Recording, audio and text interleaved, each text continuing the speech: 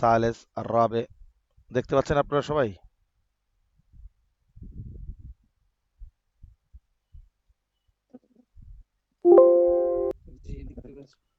আপনারা কি আমাকে জি শুনছেন? দেখা যায়। জি শোনা যায়। আচ্ছা, ঠিক আছে, জি ইনশাল্লাহ। ইনশাল্লাহ দেখা যাচ্ছে। ওকে। তো কালকে যে আমরা ইফতা এবং কাজার মধ্যে পার্থক্য করেছিলাম, অবশিষ্ট কয়েকটির আলোচনা আজকে আমরা এখানে করবো ইনশাল্লাহ। ইয়া আল্লাহ। এক নম্বর, আরেকটা বড় পার্থক্য হলো যে কাজীর সামনে যিনি অ্যাকিউজড, আমরা আবারও শুরু থেকে একবারই বলতেছি, সবাই যার যার এটা মিউট করে রাখবেন, ঠিক আছে? কাজীর সামনে যিনি বিচার দাবি করবেন এবং যার বিরুদ্ধে অভিযোগ দায়ের করবেন, তো অভিযুক্ত ব্যক্তির বিরুদ্ধে সাক্ষীটা কাজীর সামনে উপস্থিত হইতে হবে এবং সাক্ষ্যটা কাজীর সামনে দিতে হবে। কিন্তু ফতোয়া যিনি আবেদন করবেন এবং যার বিরুদ্ধে ফতোয়া বা যে জিনিসের বিরুদ্ধে ফতোয়া নিতে চাচ্ছেন, সেই ক্ষেত্রে কোনো একরারের মামলা মুফতি সাহেবের সামনে নাই। সুতরাং তার সামনে কোনো একরার করার প্রয়োজন পড়লেও সেই একরারটা মুফতি সাহেবের সামনে হওয়া প্রয়োজন নেই। পক্ষান্তরে কাজীর সামনেই তার তার তার চেহারার সামনেই সাক্ষী পেশ করতে হবে এবং একরারটা তার সামনে দিতে হবে, ঠিক আছে? তো একরারের যে মামলা, এটা কাজার সাথে সম্পর্কিত, এটা ফতোয়ার সাথে সম্পর্ক না হয়। এবং কাজীর সামনে সামনে তার সামনে দাঁড়িয়ে একরার করতে হয়, পিছনে একরার কবুল হয় না, ঠিক আছে? গায়েব থেকে একরার সাক্ষী নিয়েছে, সে সাক্ষী চলবে না। সাক্ষীর উপস্থিতি এবং সাক্ষী নিজ জবানে কাজীর সামনে সাক্ষী দিবে। পক্ষান্তরে ফতোয়ার ক্ষেত্রে যিনি মাসলা জিজ্ঞেস করতেছেন বা যিনি জানতে চাচ্ছেন, তার উপস্থিত হওয়ার শর্ত নয়, তার একরারের বিষয়টিও এখানে গুরুত্ব পাবে না। চিঠির মাধ্যমে জিজ্ঞেস করলেও হবে, ফতোয়া দিয়ে দিতে হবে এবং ফতোয়া জিজ্ঞেস করতে পারবে কেউ। এর একটা বড় পার্থক্য আছে। আরেকটা বড় পার্থক্য হলো যে কাজী সাহেব, তার কাছে যদি কোনো দিনিয়াতের বিষয় আসে এবং তিনি কোনো বিষয়ের সুরাহা করতে পারতেছেন না, অর্থাৎ তার কাছে যে সমস্ত বিচার আচার আসছে সেগুলোর সমাধান তিনি দিতে পারতেছেন না শরীয়তের দৃষ্টিতে, তো এই ক্ষেত্রে একজন কাজী, তিনি শরীয়তের দৃষ্টিতে এটার বিচার করতে অক্ষম হলে তিনি অবশ্যই একজন মুফতির দ্বারস্থ হবেন, যোগ্য মুফতিদের দ্বারস্থ হবেন, তাদের কাছ থেকে শরীয়ী সমাধান নিয়ে এরপরে সেটার ফয়সালা তিনি করবেন। তাহলে কাজীকে অবশ্যই কিন্তু একজন মুফতি সাহেবের কাছে দ্বারস্থ হতেই হবে যদি তিনি জটিল বিষয়ের সম্মুখীন হন। পক্ষান্তরে একজন মুফতি সাহেব, তিনি ফতোয়া দেওয়ার ক্ষেত্রে কাজীর কাছে কখনোই দ্বারস্থ হবেন না, কারণ তার ফতোয়া দেওয়ার ক্ষেত্রে কাজী কোনো ফ্যাক্টর না, কাজীর কাছে তার কোনো মামলা নাই, কারণ ফতোয়া দেওয়ার যোগ্যতা যিনি রাখেন তিনি কাজের কাছে যাইতে হবে না তার। আর কাজীর কাছে যাওয়ার কোনো মানে কাজও ফতোয়ার মধ্যে নাই। এজন্য কাজী, একজন কাজী তিনি যোগ্য মুফতির দ্বারস্থ হতে হয়, শরণাপন্ন হতে হয়, প্রয়োজন পড়লে হতে হয় হবে। কিন্তু মুফতি সাহেব কোনোদিনই কাজীর কাছে দ্বারস্থ হওয়ার কোনো প্রয়োজন ফতোয়া দেওয়ার ক্ষেত্রে আপাতত নাই। বরং কাজী সাহেবকে কোনো কোনো সময় কাজা পরিচালনা করার ক্ষেত্রে জটিল দুর্বোধ্য বিষয় সামনে আসলে যদি তার কাছে অস্পষ্ট লাগে, সেক্ষেত্রে অবশ্যই অবশ্যই তাকে একজন মুফতি সাহেবের কাছে যেতেই হবে। একটা পার্থক্য। আরেকটা যেমন একটা এটার একটা মেসাল দিই, মেসাল দিলে জিনিসটা পরিষ্কার হবে। মেসাল হলো, বহু বছর আগে মিশরে একটা ঘটনা ঘটেছে। এটা আমাদের ক্লাসে মৌলানা আবুল বাশার মোহাম্মদ সাইফুল ইসলাম সাহেব, আপনারা চিনবেন, তাওজিহিল কোরআন যিনি অনুবাদ করেছেন, আবুল বাশার মোহাম্মদ সাইফুল ইসলাম, নিউ আলিবাগের শাইখুল হাদিস, নাম শুনেছেন ওনার?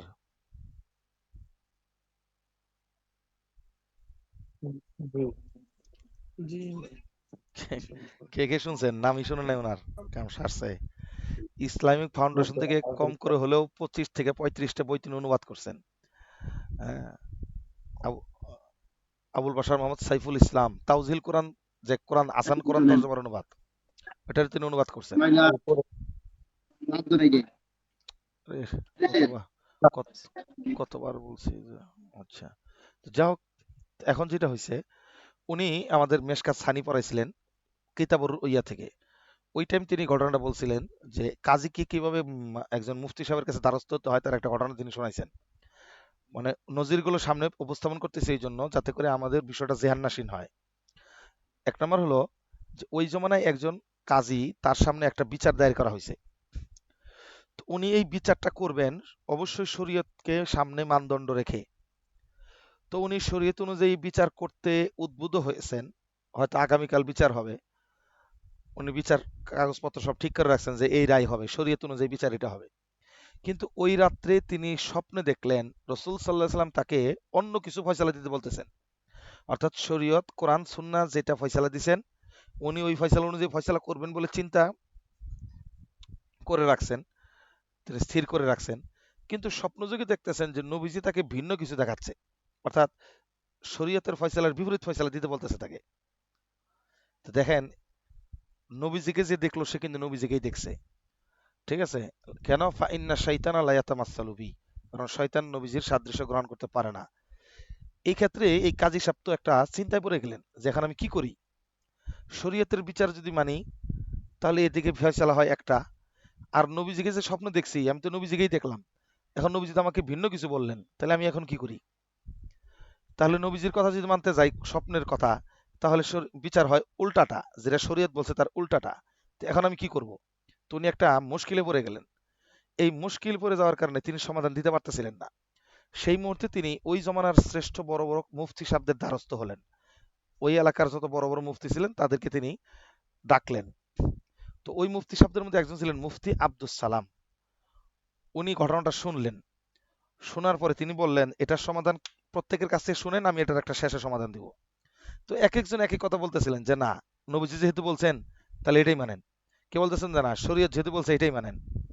তো এক একজন এক এক মত দিতেছিল, কেউ বলছেন যে না, দুইটাকে এক কম্বাইন করে মানার চেষ্টা করেন। তো এক এক রকম এক একজন বক্তব্য দিচ্ছিলেন, কিন্তু যোগ্য মুফতি মুফতি আব্দুল সালাম সাহেব তিনি চিফ মুফতি ছিলেন মিশরের কোন এক সময়। তখন তিনি বললেন যে আমার যে সমাধান সেটা হলো আপনাকে অবশ্যই শরীয়ত ভিত্তিক সমাধান দিতে হবে। শরীয়ত কোরআন সুন্নাহ যা বলছেন সেটা মানতে হবে। স্বপ্নে রসুল সাল্লাহ সাল্লাম যদি কিছু বিরোধী ভিন্ন কিছু বলে থাকে সেটা মানা যাবে না। কেন? আমরা স্বপ্ন মানার ব্যাপারে মুকাল্লাফ নই।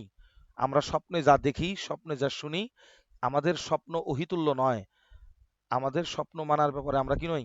মুকাল্লাফ, শরীয়তের কর্তৃক বাধ্যকতা নেই। আমরা বদ্ধপরিকর নই। শরীয়তে স্বপ্নকে মানার জন্য কোনো আদেশ করা হয় নাই। সুতরাং স্বপ্নে আমরা কি দেখেছি এটা কোনো ফ্যাক্টর না। আপনি নবীজিকে দেখেছেন এই কথা সত্য, কিন্তু নবীজির যে কথা শুনেছেন সেই কথা পিছন থেকে নবীজি নাও বলতে পারে, শয়তানও সেই কথা নকল করতে পারে। সুতরাং নবীজিকে দেখার মধ্যে কোনো কি নাই, ভুল নাই, কিন্তু কথা শোনার মধ্যে আপনার ভুল হইতে পারে। হয়তো নবীজি ঠিকই বলছেন, আপনি উল্টা শুনছেন। আর সঠিকটা শুনলেও ওইটা অনুযায়ী বিচার হবে না। কেন? স্বপ্ন মানার ব্যাপারে আমরা বাধ্য নই, আল্লাহ এটাকে আমাদের জন্য চাপাই দেয় নাই। এই এই কথাটা শোনার সাথে সাথে তখন কাজী সাহেবের মাথার বোধোদয় হয়েছে যে না, কথা তো সত্য, কারণ আমরা তো স্বপ্ন মানার ব্যাপারে মুকাল্লাফ না। সুতরাং ফয়সালা হবে শরীয়ত অনুযায়ী। তো এই যে দেখেন, একটা জটিল সমস্যার সম্মুখীন পড়েছিলেন কাজী, আর এটার সমাধান কিন্তু যাইতে হয়েছে একজন মুফতি সাহেবের কাছে। ঠিক কাজী মুফতির দ্বারস্থ হন, কিন্তু মুফতিরা কোনোদিন কাজীদের দ্বারস্থ হওয়ার কোনো বিষয় ফতোয়ার মধ্যে নাই। ঘটনাটা কি স্পষ্ট হয়েছে আমাদের কাছে? জি। আচ্ছা, আরেকটা বড় পার্থক্য এবার বলি। কাজী সাহেব যেটা ফয়সালা করবেন সেটা যার উপরে ফয়সালা করবেন তিনি হলেন মাহকুম আলাইহ, যার বিরুদ্ধে ফয়সালা। ঠিক আছে? আর যার ব্যাপারে ফয়সালা হলো, যার পক্ষে হলো, তিনি মাহকুম বিহি, বা যে বিষয়ের ফয়সালা হলো মাহকুম বিহি। ঠিক আছে? এখন কাজীর ফয়সালাটা মাহকুম আলাই এবং মাহকুম বিহি, মাহকুম আলাই এবং মাহকুম, যার পক্ষে করছেন এবং যার বিরুদ্ধে করছেন, উভয়কেই কাজীর ফয়সালাটা তাওআন ও কারহান, ইচ্ছায় অনিচ্ছায়, এবং তাদের বিশ্বাস মতে ওটা সঠিক হোক আর ভুল হোক, তাদের বিশ্বাসের ওখানে কোনো পাঁচ পয়সার দামও নাই, তাদের ধারণার কোনো দামও নাই। কাজী সাহেব যেটা ফয়সালা করেছেন ওইটা তাওআন ও কারহান, তাদেরকে মেনে নিতে হবে। পক্ষান্তরে মুফতি সাহেবের ফতোয়া কিন্তু এরকমটি নয়। তারা ইচ্ছা করলে ফতোয়া মানতেও পারে, ইচ্ছা করলে ফতোয়া নাও মানতে পারে। এই ক্ষেত্রে ফতোয়া মানা না মানার ব্যাপারে মুস্তাফতির উপরে কোনো বাধ্যবাধকতা নেই, কিন্তু কজার মধ্যে কি আছে? কাজার মধ্যে এই বাধ্যবাধকতা রয়েছে। তার মানে বিশ্বাস হোক আর না হোক, কাজীর ফয়সালা মেনে নিতে হবে, এটা ছাড়া কোনো বুদ্ধি নাই।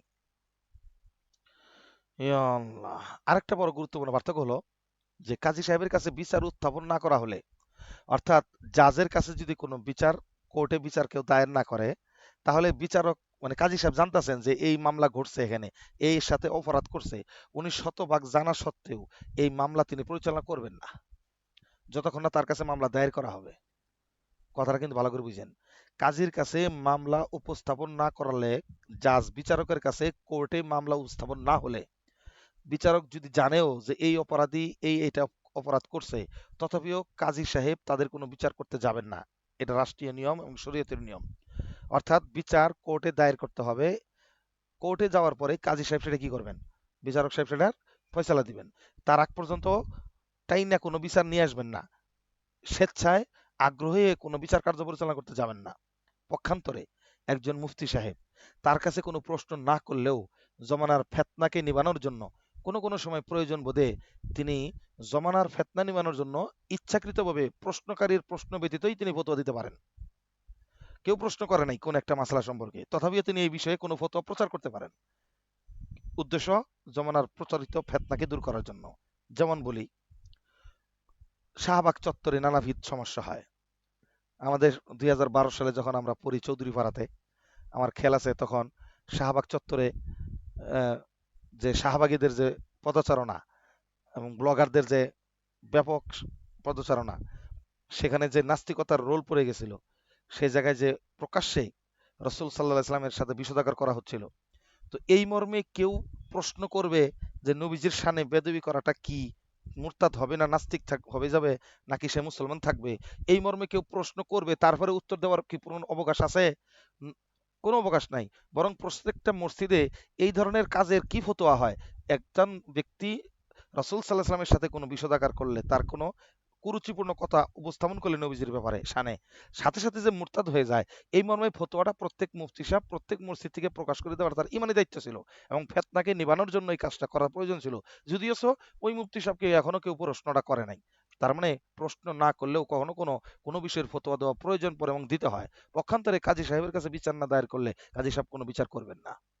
তাহলে কাজী সাহেবের বিচার এবং মুফতি সাহেবের ফতোয়া দুইটার মধ্যে একটা পার্থক্য আছে। সায়েলের সোয়াল না থাকা সত্ত্বেও ফতোয়া দেওয়া যায়, ফেতনা নিবানোর জন্য কখনো ফতোয়া দিতেও হয়। পক্ষান্তরে কাজীর কাছে কোনো কাজা মামলা মোকদ্দমা দায়ের না করলে কোনোদিন কাজী কোটার কোনো ফয়সালা দিতে পারবেন না, বিচার করতেও পারবেন না। এটা নিয়ে তার কোনো সামনে আলোচনাই হবে না। পার্থক্যগুলো কি মোটামুটি পরিষ্কার হয়েছে?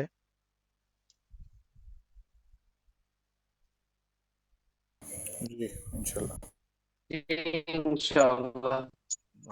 জি হুজুর। জি আলহামদুলিল্লাহ। পার্থক্যগুলো আলোচনার পরে আপনাদের কারো কি কোনো প্রশ্ন আছে? যে এই পার্থক্যগুলো কালকে থেকে আজ পর্যন্ত পড়লাম, তার মধ্যে একটা বড় গুরুত্বপূর্ণ যে জিনিসটা আমি আপনাদেরকে বলবো সেটা হলো, ফতোয়া দেওয়া এবং বিচার কাজ নিজ হাতে পরিচালনা করা দুটো এক জিনিস নয়। বিচার কার্য নাফেজ করার জন্য কাজীকে নিয়োগ করা হয়েছে, সুতরাং যে কোনো বিষয়ের বিচার কার্য পরিচালনা করবেন কাজী, আর ফতোয়া দেওয়ার দায়িত্ব হলো মুফতি সাহেবের। ওনার কিন্তু নিজে বিচার কার্য হাতে নেওয়ার কোনো সুযোগ নাই। এই জিনিসটি আমাদের মেন্টালের ভিতরে খুব ভালো করে ঢুকাইতে হবে। বর্তমান সমাজে এগুলা খুব বড় বড় ফেতনা সম্মুখীন হয়, যে নিজ হাতেই সেই শাস্তি প্রদান করে, নিজ হাতে একটা বিচার করে ফেলায়। তো সামনে থেকে বিষয়টা আমরা খেয়াল করবো তো ইনশাল্লাহ। জি ইনশাআল্লাহ। চলেন এবার দেখুন, আল মাবাহাসুর রাবে, চতুর্থ অধ্যায়, তাহাইয়ুবুস সালাফি লিল ফুতিয়া, অর্থাৎ ফতোয়া দেওয়ার ব্যাপারে সালাফে সালেহিন যারা, তাদের তাহাইয়ুব, কিছু গুরুত্ব, মানে ভয়ভীতি প্রদর্শন, ঠিক আছে, ইত্তকার সংক্রান্ত আলোচনা নিয়ে এই অধ্যায়টা। মূলত এই অধ্যায়ের একটা শিরোনাম আছে অন্য কিতাবে, এবং শিরোনামটা এইভাবে বলা যায়, মাকানাতুল ফতোয়া ও খুতুরাতুহা। মাকানাতুল ফতোয়া, ফতোয়ার মর্যাদা, ফতোয়া দেওয়ার দায়িত্ব, মর্যাদা, গুরুত্ব, এবং খুতুরাতুহা, এর ঝুঁকির দিকটা। ফতোয়া দেওয়ার ক্ষেত্রে যেমন ইজ্জত সম্মান মর্যাদা আছে, তেমনি তার খুতুরত, কিছু ভয় ঝুঁকির বিষয়ও নিহিত আছে। এই অধ্যায়টাতে ঠিক একজন মুফতির ইজ্জতও যেমন বুঝাবেন, ঠিক মুফতি সাহেব যে পুল সিরাতের উপর দাঁড়ায় আছে সেটাও বুঝাবেন। অর্থাৎ একটু এদিক সেদিক হলে দুই টুকরো হয়ে জাহান্নামের মধ্যে পড়ে যাবো, এই জিনিসটাও এখানে আলোচনা হবেন। মানে টোটাল অধ্যায়ের আমি একটা খোলাসা কথা বললাম। এই অধ্যায়তে আলোচনা হবে মুফতি সাহেবের ইজ্জত সম্মান, কিরকম উচ্চ মর্যাদার পদের অধিকারী তিনি, সেই পদের মর্যাদার আলোচনা হবে। আবার একই সাথে মুফতি শব্দ একেবারে পুল সিরাতের, পুল সিরাত এটাতে আরেকটা বড় শব্দ সমস্যা। এটা গলত মশুর, পুল সিরত, সিরত মানেই তো পুল, আবার পুল সিরত, চিন্তা করছেন? আমাদের অনেক হুজুর গ্রামে গঞ্জে দেখছি, আল্লাহুম্মা ইন্না আউযু বিকা মিনান নার ওয়া মিন আযাবিল কবরি ওয়া মিন আযাবিল হাসরি ওয়া মিন আযাবিল পুলসিরাত। আরবিতে দোয়া করতেছে, কিন্তু কিন্তু দোয়া হয়েছে কি? আযাবিল এই আপনারা শুনতেছেন কি আপনারা? জি। আজাবিল পুলসিরাত ফুলসিরাত। হ্যাঁ, পুলসিরাত কোন শব্দ? ফুলসিরাত। পুলসিরাত, পুল শব্দটা কি? আরবি না ফার্সি না উর্দু? এটা কি আরবি শব্দ? ফার্সি। আরে জি হ্যাঁ, না। ফার্সি শব্দ, হ্যাঁ জি ফার্সি না। শব্দ। এটা তো আরবি শব্দ না, ঠিক আছে? তো জি। মিন আজাবি সিরত, তো শব্দটার হচ্ছে আরবিতে সিরত। সিরত মানে পুল, ঠিক আছে? সিরত মানে ব্রিজ, রাস্তা। তো তো আমরা বানাই ফেলেছি কি পুলসিরাত, পুলসিরাতের দিন, ঠিক আছে? ওই যে লাইলাতুল কদর, শবে বরাতের রাত, ঠিক আছে? শবে কদরের রাত, ওই রাত একবার আবার শব একবার। তো এরকম গলত মুসর হয়ে গেছে। তো যা হোক, তো এখানে মুফতি সাহেবদের ইজ্জত সম্মানও যেরকম আলোচনা হবে, সাথে সাথে মুফতি সাহেবরা কিরকম ঝুঁকিপূর্ণ অবস্থায় আছেন, ঠিক আছে? এক পাশে জান্নাত আর এক পাশে জাহান্নাম, মাঝখানে খালি একটু sleeping of tongue, sleeping of কলম হইলেই খালি মোটামুটি জাহান্নামে যাওয়ার জন্য যথেষ্ট হয়ে যাবে। সেই সম্পর্কে এখানে মোটামুটি একটা ভয় প্রদর্শন, ভীতি প্রদর্শন করানো হবে। তো মূলত এই অধ্যায়টার মূল শিরোনামটা ছিল মাকানাতুল ফাতোয়া, ফতোয়ার অবস্থান, ইজ্জত সম্মান, এবং খুতুরাতুহা, ফতোয়া দেওয়ার ক্ষেত্রে আহ ঝুঁকির পূর্ণ বিষয়ের যে আলোচনা, সেটা এখানে আলোচনা হবে। তো প্রথমে আমাদের দুইটা বিষয় খেয়াল করা দরকার। একটা হলো সলফ কাকে বলে, তাহাইয়ুবুস সালাফ। দেখেন, এগুলো আপনারা বাংলা নোট খুঁজলেও এইগুলো বইয়ের অনুবাদ আপনি হয়তো পড়তে পারবেন, কিন্তু কিছু কিছু বিষয়ের আলোচনা এখানে আমার মোটের উপরে জানা দরকার, যেগুলো আমরা মুফতি হয়ে যাচ্ছি, কিন্তু কিছু কিছু তাহকিকি কথা আমাদের জানা থাকা প্রয়োজন। যারা মাদ্রাসার সাথে মানে যুক্ত আছেন, ছাত্রদেরকে পড়ানোর সময় বারবার প্রশ্ন করবে যে সালাফ কারা, সালাফ শব্দটির অর্থ কি। তো আমাদের মনে হয় সালাফ শব্দের একটা তাহকিক জানা প্রয়োজন। তো চলুন আমরা সালাফ শব্দের একটু কিছু পরিচয় নেই। সালাফ শব্দের একাধিক অর্থ রয়েছে। প্রথম তাহকিকটা হলো, সালাফ শব্দটি দুই ভাবে পড়া যায়, সালফুন, সালাফুন, হরকত দিয়ে হরকত ছাড়া। আপনারা যারা শরহে তাহজিব পড়ছেন তারা জানেন যে একটা কায়দা আছে, আর সাকিনু মুতাহাররিকুন আল মুতাহাররিকু সাকিনুন। এই কায়দাটা তো অবশ্যই আপনারা শুনেছেন। জি। জি। আচ্ছা, এবার আসেন, কায়দাটি শুনছেন যারা, তারা জি। মোটামুটি হ্যাঁ, যারা এটা বুঝবেন, বিশেষ করে উত্তরবঙ্গে এবং একেবারে দক্ষিণবঙ্গে চট্টগ্রাম যারা পড়াশোনা করছেন, তাদের এটা বেশি আলোচনা হওয়ার কথা। যেহেতু ওইদিকে শরেতে আজিব, মোল্লা, কি জানি এগুলো, সুল্লাম, কাজী খান, আর কি কি জানি পড়ায় না, না কাজী খান না কি বলে, বলেন না, আমরা তো মান্তিক শরীয়ত তো বেশি পড়ি নাই। চট্টগ্রাম। হ্যাঁ, শামসে বাজেগা। আরে সুবহানাল্লাহ, কি কি নাম একটা। আমি আসলে মান্তিক তেমন একটা পড়ি নাই, আমারই দিছে এই মাদ্রাসায় মান্তিক পড়ানোর দায়িত্ব, কি একটা মুশকিল পড়ছি আমি। তো যা হোক, আমি একেবারে পুরা চেঙ্গে বিপদে আছে আমি এখন মান্তিক পড়াইতে যায়। তো চলেন, এই যে জিনিসটা বলতেছিলাম, আর সাকিনু মুতাহাররিকুন আল মুতাহাররিকু সাকিনুন, অর্থাৎ যদি এই শব্দগুলোর মাঝখানের অক্ষর সাকিন থাকে, তাহলে অর্থ হয় নড়াচড়া। আর যদি মাঝখানের হরকত থাকে, তাহলে অর্থ হয় ঠিক মধ্যখান। মানে মূলত আলোচনাটা ছিল ওয়াজআলনা ওয়াজআলনাকুম উম্মাতা ওয়াসাতা, ওই অসাতুনের সিনের উপরে হরকত থাকলে, অসাতুন মানে মধ্যে, ঠিক আছে? সিনের উপর হরকত থাকলে এক অর্থ, সিনের মধ্যে সাকিন থাকলে আরেক অর্থ।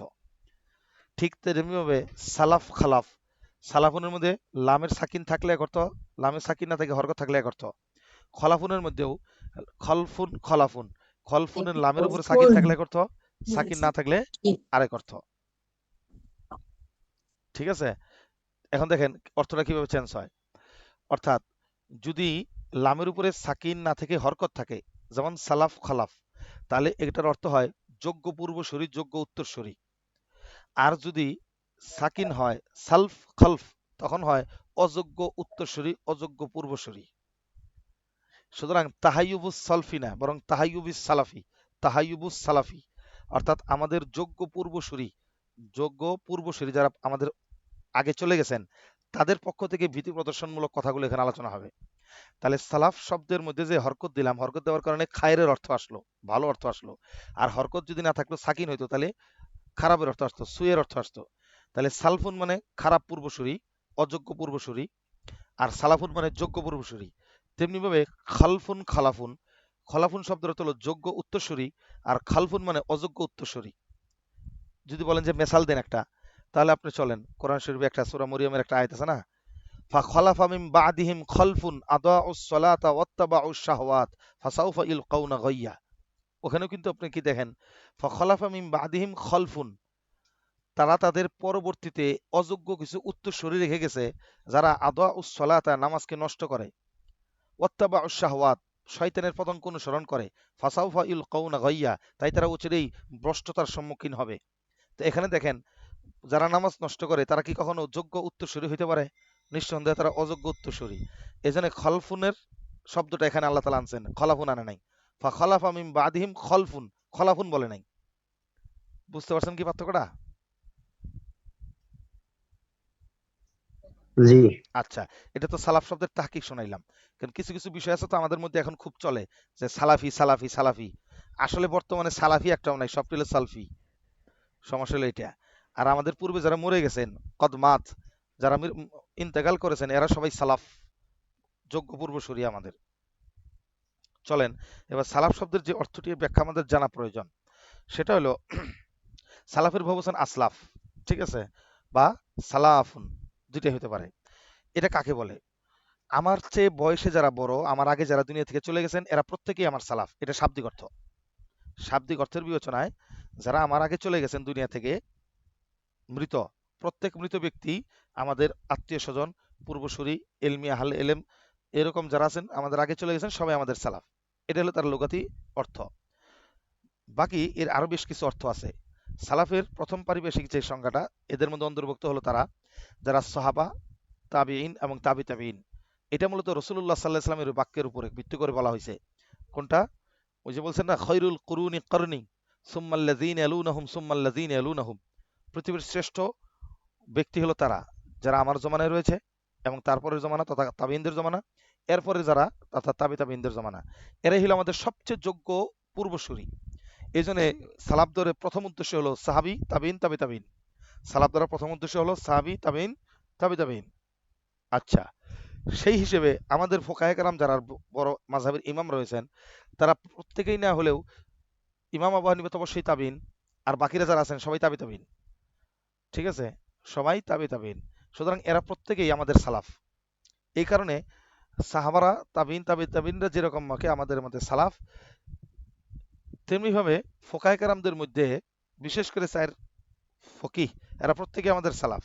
এবং হানাফি মাযহাবের মধ্যে ইমাম মোহাম্মদ পর্যন্ত, ইমাম মোহাম্মদ, ইমাম আবু ইউসুফ এবং ইমাম আবু হানিফা, এরা তিনজন আমাদের সালাফ, ঠিক আছে। ইয়া আল্লাহ। এবং আরেকটা সংজ্ঞা অনুযায়ী সালাফ কাদেরকে বলা হবে? যাদের মাযহাবকে অনুসরণ করা হয় তারা প্রত্যেকেই সালাফ। যাদের মাযহাব মানে যাদের নীতি আদর্শকে অনুসরণ করা হয় তারা প্রত্যেকেই কি? সালাফ। তাহলে সালাফ শব্দের এতলাক কিন্তু সাহাবী তাবিঈন এবং তাবি তাবিঈনদেরও করা হচ্ছে, ফোকায়ে কেরামের উপর করা হচ্ছে, এবং যারা বয়সে বড় তাদের ক্ষেত্রে করা হচ্ছে। সালাফ শব্দের এতলাক প্রত্যেক মাযহাবের অনুসৃত ব্যক্তিদেরকেও করা হচ্ছে। সেটা খয়রুল কুরুনের মধ্যে হোক, খয়রুল কুরুনের পরেও হোক, যেই কুরুনেই হোক না কেন, তাদেরকেও কি বলা হচ্ছে? সালাফ বলা হচ্ছে।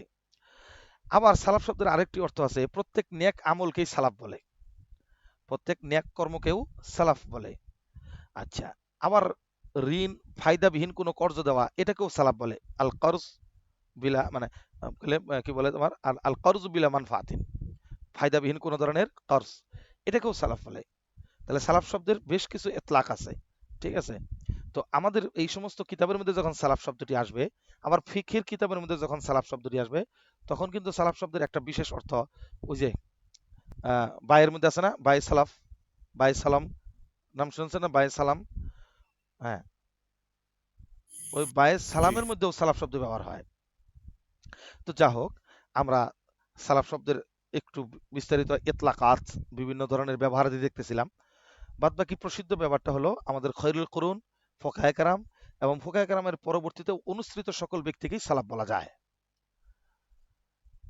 তবে হাদিসের কোনো কোনো পরিভাষায় কোনো কোনো ক্ষেত্রে নেক কর্ম যা আমরা অগ্রে প্রেরণ করি ওটাকেও সালাফ বলা হয়। নেক কর্ম যেটাকে আমরা অগ্রে প্রেরণ করেছি, অর্থাৎ আখিরাতের জন্য সঞ্চিত রেখেছি, তো যেহেতু আখিরাতে আমাদের যাওয়ার আগেই তারা চলে গেছে আমলগুলো, এই জন্য ওই আমলগুলোকেও সালাফ বলে। এবার চলেন সালাফদের বক্তব্যগুলো আমরা শুনতে থাকি। ক্বালাল ইমাম আন-নববী রাহিমাহুল্লাহ, ইমাম নবী রাহিমাহুল্লাহ বলেন, ফি মুকদ্দিমাতি শরহিল মুহাজ্জাব,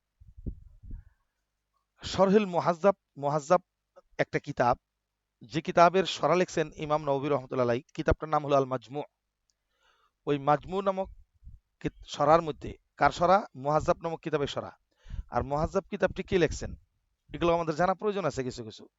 মুহাজ্জাব কিতাবটি লিখছেন ইমাম আবু ইসাক আল শিরাজি, ইমাম আবু ইসাক আর শিরাজি আর শাফিঈ, ইমাম আবু ইসাক আর শিরাজি আর শাফিঈ রাহিমাহুল্লাহ, তিনি মূলত মুহাজ্জাব কিতাবটি লিখেছেন। আর এই কিতাবে সরা করেছেন ইমাম নওবী, তার নাম ছিল আল মাজমু। আর ইমাম আবু ইসাক আর শিরাজি উনি মূলত মিনাল উলামা ইল উজ্জাব, অর্থাৎ কুমার আলেম ছিলেন, বিয়ে করে নাই। এই কারণে ওনার জীবনী শেখ আব্দুল ফাত্তাহ বগদাদ রহমতুল্লাহ আলাই তার একটা কিতাবই আছে আল উলামা উল উজ্জাব আল্লাযীনা আসারুল ইলমা আলা তাজাউজ, ওই সমস্ত কুমার আলেম যারা এলেম সাধনাকে বিয়ের উপরে প্রাধান্য দিয়েছেন, এই সকল মুহাদ্দিসিন এবং উলামায়ে কেরামদের, কুমার আলেমদের জীবনী তিনি একসাথে করে এই কিতাবটা লিখছেন আল উলামা উল উজ্জাব আল্লাযীনা আসারুল ইলমা আলা তাজাউজ। আমি যখন মিজান পড়ি তখন একজন ফিলিস্তিনি আমাকে এই বইটা হাদিয়া দিয়েছিল, আমি যখন মিজান পড়ি। আলহামদুলিল্লাহ বেশ ভালো লাগছে বইটা পড়া।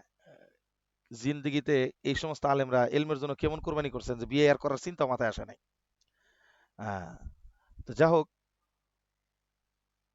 এই আলেম তিনি বই লিখছিলেন মুহাজ্জাব, সেটার ভূমিকা সরা লিখছিলেন ইমাম নববী রহমতুল্লাহ মাজমু, ওইটার ভূমিকাতে তিনি লিখছেন কি লিখছেন, ইয়া আলাম আন্নাল ইফতা আজিমুল খতরি, জেনে রাখো ফতোয়া দেওয়ার কাজটা অত্যন্ত আজিমুল খতর, অত্যন্ত ভয়ঙ্কর ঝুঁকিপূর্ণ কাজ, সম্মানীয়, কদিরুল মাওয়াক্কি, অর্থাৎ পদমর্যাদার অধিকারীও, যেমন নাকি ঝুঁকিপূর্ণ তেমন ইজ্জতের।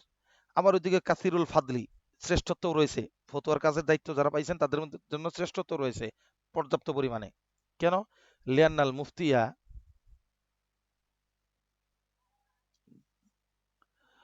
লিয়ান্নাল মুফতিয়া ওয়ারিসুল আম্বিয়া, কারণ মুফতিরা হলেন আম্বিয়াদের ওয়ারিস সালাওয়াতুল্লাহি আলাইহিম ওয়াসালামহু, ওয়া কাইমুম বিফরজিল কিফায়া, এবং মুফতি সাহেবরা যেমন নবীদের ওয়ারিস এবং ফরজে কিফায়ার দায়িত্ব তারা আঞ্জাম দিচ্ছেন। কাইমুন বিফরজিল কিফায়া, প্রত্যেকটি মুফতি একজন একটা ফরজে কিফায়ার দায়িত্ব আঞ্জাম দিচ্ছেন। এই জায়গায় যুতিয়ত বলছেন যে ফরজুল কিফায়া, ফরজে কিফায়ার দায়িত্ব আঞ্জাম দিচ্ছেন, এই কথাটি সাধারণ মুসলিমদের ব্যাপক আকারে সাধারণ মুসলিমদের বিপরীতে মুফতি সাহেবদের ভূমিকা বর্ণনা করছেন, যে সাধারণ মুসলিমদের বিপরীতে কিছু মুফতি সাহেব থাকলেই চলে যারা ফরজে কিফায়ার দায়িত্ব পালন করে। তবে কিছু কিছু খুসুসি পরিবেশে, খাস পরিবেশে খাস মুফতির জন্য এই হুকুম থাকে না। ফরজে কিফায়ার হুকুম কখনো কখনো ফরজে আইন হয়ে যায়, অর্থাৎ কোনো কোনো ব্যক্তির জন্য, কোনো কোনো এলাকার জন্য, কোনো কোনো মুফতি সাহেবের জন্য ফতোয়া দেওয়াটা জরুরি হয়ে যায়। তো এটা কখন হয়, কিভাবে হয়, এই জিনিসটা আমাদের জানা থাকা প্রয়োজন। এটা উমুমিভাবে ফরজে কিফায়া, যে সমাজের মধ্যে কিছু লোক মুফতি হলে যথেষ্ট ফরজে কিফায়া হিসেবে। বাকি কোনো কোনো সময় ফতোয়া প্রদান করা কোনো কোনো মুফতির জন্য জরুরি হয়ে যায়, তখন এটা ফরজে কিফায়ার পর্যায়ে থাকে না। সেটা কখন? এক নম্বর শর্ত, যাকে প্রশ্ন করা হয়েছে তিনি যদি মাসআলা সম্পর্কে ওয়াকিফ হাল থাকেন, বিজ্ঞ থাকেন, খুব পর্যাপ্ত পরিমাণে তথ্য উপাত্ত তার কাছে জানা আছে, বিস্তারিত তিনি এই তথ্য সম্পর্কে জানেন, সুনিশ্চিত তাহকিকি জ্ঞান তার আছে, এমন ব্যক্তিকে যদি কোনো একটা মাসলা কেউ জিজ্ঞেস করে এবং ওই এলাকাতে উনি ছাড়া আর কেউ এই মাসলার জবাব দেওয়ার মতো উপযুক্ত নাই, খেয়াল করে শুনেন, উনি ছাড়া এই এলাকাতে আর কেউ উপযুক্ত নেই, আশপাশে শরীয়তের যে মানে সফর দূরত্ব 48 মাইল, এই 48 মাইলের ভিতরেও উনার মতো এরকম যোগ্য লোক আর কেউ নাই। এখন এই মাসলাটা ওনাকে জিজ্ঞেস করছে, উনি জানেও, তাহলে এই ক্ষেত্রে ওনার এই মাসলার জবাব দেওয়াটা জরুরি। খেয়াল করে শুনুন কি বলছি। এক নাম্বার, তিনি যোগ্য, তিনি ওই মাসলা সম্পর্কে এই মুহূর্তে উত্তর দিতে সক্ষম, কিংবা উনি উত্তর বের করে কিংবা ঘেটে উত্তর দিতে সক্ষম, অর্থাৎ তার এই বিষয়ে মালাকা মাহারত রয়েছে, হয়তো বিল ফেল নইলে বিল কোয়া, হয়তো এই মুহূর্তে দিতে পারবেন অথবা কিছুক্ষণ মোতালা করে ঘেটে যাওয়ার উপযুক্ততা যোগ্যতা দক্ষতা তার আছে, এরকম দক্ষ মুফতি, এবং তার ওই এলাকায় উনি ছাড়া আর কেউ আহাল নাই। যদি উনি ছাড়া অন্য কাউকে পাওয়া যায় তাহলে এই ক্ষেত্রে উত্তম হইলেও ফতোয়া তিনি দিবেন না, বরং ওই আহালের কাছে পাঠায় দিবেন, ওই উপযুক্ত ব্যক্তির কাছে পাঠায় দিবেন, তিনি দিবেন না। কিন্তু এমন যদি হয় যে তিনি একমাত্র আছেন এবং তার সফর দূরত্বে 48 মাইলের মধ্যে উনি ছাড়া আর কেউ নাই, তাহলে এই ক্ষেত্রে এই মাসআলার জবাব তিনি জানা থাকলে তার জন্য দেওয়া জরুরি। তখন এটা ফরজে কিফায়া থাকে না যে অন্য কেউ একজন দিলেই হবে আমি না দিলাম, তখন এটা ফরজে কিফায়া থাকে না। এই বিষয়ে আমরা কিতাবের শেষে বিস্তারিত কিছু আলোচনা করব ইনশাল্লাহ। আমি এখানে নোট দিয়ে গেলাম যে সবার জন্য সবসময় ফরজে কিফায়া থাকে না, এটা হলো উমুমিভাবে হুকুম দিল যে মুফতি সাহেবদের সামাজিক দায়িত্ব হিসেবে তারা এটা ফরজে কিফায়ার পর্যায়ে, অর্থাৎ কিছু লোক মুফতি হলেই যথেষ্ট দায়িত্ব পালন হয়ে যায়, আর মুফতি সাহেবরা সেই ফরজে কিফায়ার হুকুম পালন করতেছেন। ওয়ালাকিন্নাহু মুআররাদুন লিল খতারি, যদিও সব ফরজে কিফায়ার দায়িত্ব পালন করতেছেন, কিন্তু এটা একটা ঝুঁকিপূর্ণ স্থান, ঝুঁকিপূর্ণ কাজের জায়গা। ওয়ালিহাযা ক্বালু আল মুফতিয়ু মুওয়াক্কাউন আনিল্লাহি তাআলা, এই জন্য কেউ কেউ বলছেন মুফতি সাহেব যেন আল্লাহর পক্ষ থেকে দায়িত্বপ্রাপ্ত। এটা বিশাল বড় একটা কথা, মুফতি সাহেব আল্লাহর পক্ষ থেকে দায়িত্বপ্রাপ্ত। ফায়াজিবু আলাল মুফতি আই ইয়াশউরা বিখুতুরাতি মানসাবিল ইফতাই, এই জন্য একজন মুফতি সাহেবের আবশ্যক হলো তার ফতোয়া প্রদানের দায়িত্বের ঝুঁকি সম্পর্কে, দায়িত্বের পদমর্যাদা সম্পর্কে তার ইয়াশউরা অনুভূতি শক্তি থাকা প্রয়োজন। এই জ্ঞান তার থাকা প্রয়োজন যে আমি কোন পদে আছি, আমার দায়িত্বটা কি, এই দায়িত্বের পদমর্যাদা খুতুরাত সম্পর্কে তার জানাটা আবশ্যক। ওয়া আন্নাহু লাইসা ইবদা আনলিল আরাই শাখসিয়া, এবং এটাও তাকে মনে রাখতে হবে যে ফতোয়াটা কোনো ব্যক্তিগত সিদ্ধান্ত প্রকাশের জায়গা নয়। আও তাহকিমান লিল আকলিল মুজাররদি, আকল প্রসূত কোনো চিন্তাকে ফলানোর জায়গাও এটা নয়। আকল প্রসূত একটা সিদ্ধান্ত হুকুম দিয়ে দিলাম, এই হুকুম প্রকাশের জায়গাও এটা না। এবং নিজের ব্যক্তিগত খেয়াল স্বাধীনতা পেশ করবো, এটাও এখানে জায়গা না। আও তাফঈলান লিল আওয়াতিফিন নাফসিয়াহ, অথবা আওয়াতিফে নাফসিয়া বলা হয় মনের আবেগ, মনের আবেগ, আওয়াতিফে নাফসিয়া, মনের আবেগ প্রকাশের জায়গাও এটা না।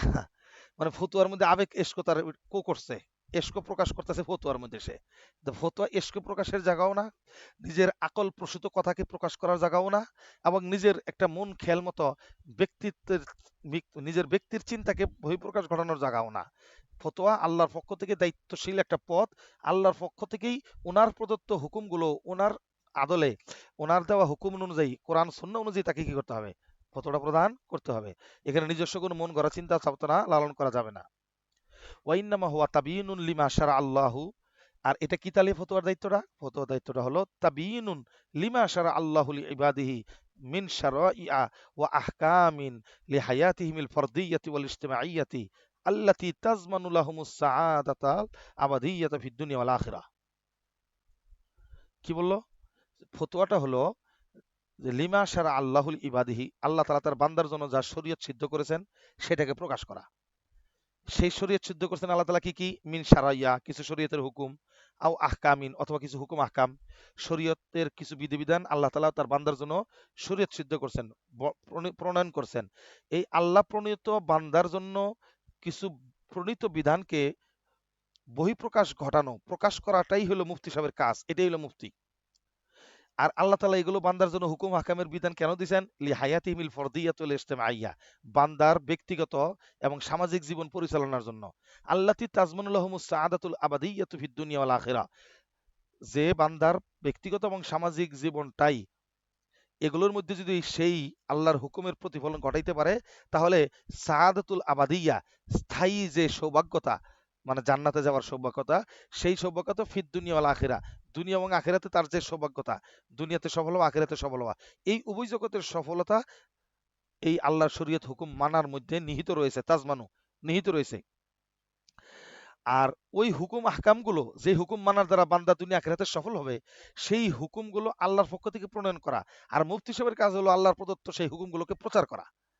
এটা হলো হুয়া তাবিয়ুনুন, মানে বয়ান করা, আল্লাহর প্রদত্ত হুকুমটাকে বয়ান করে হলো মুফতি সাহেবের দায়িত্ব। কি বয়ান করবে? আল্লাহ